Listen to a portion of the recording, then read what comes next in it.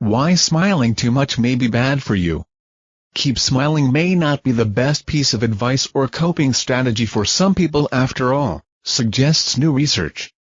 The researchers found that smiling frequently may actually make people feel worse if they're sort of faking it, grinning even though they feel down. When people force themselves to smile because they hope to feel better or they do it just to hide their negative emotions, the strategy may backfire.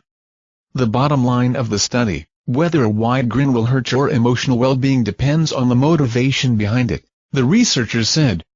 Smile secrets: 5 things your grin reveals about you. Most commonly, people smile when they are happy, because smiling reflects happiness, said Anirban Mukhopadhyay, an associate professor of marketing at Hong Kong University of Science and Technology.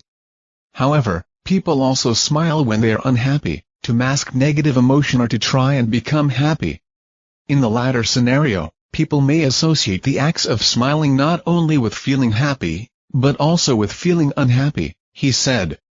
In the study, the researchers conducted 3 experiments in which they examined how frequently people smiled and the motivation behind their expression. In one experiment, 108 people completed surveys asking them how frequently they smiled on the day of the experiment and whether they thought that people usually smiled to feel good or to force themselves to feel good. The participants also completed questionnaires that examined how satisfied they were with their lives. In another experiment, the researchers recruited a group of 63 people and showed them funny pictures, which the researchers said they were testing for use in future studies. They asked the participants to smile if they actually found the pictures funny. And, in the third experiment, the researchers asked 85 people to list situations in which they smiled because they felt happy. The investigators asked the participants to perform facial muscular exercises in which they were told to manipulate their facial muscles to create a smile-like or non-smile-like shape. Then they examined the participants' level of life satisfaction. When the researchers analyzed the results of the 3 experiments, they concluded that those people in the study who did not typically smile when they were happy felt worse when they smiled frequently, whereas the people who often smiled when they were happy felt better when they smiled frequently. More generally, we think that making people who are feeling bad smile could backfire and make them feel worse, because they may interpret smiling as trying to become happy, Mukhopadhyay said.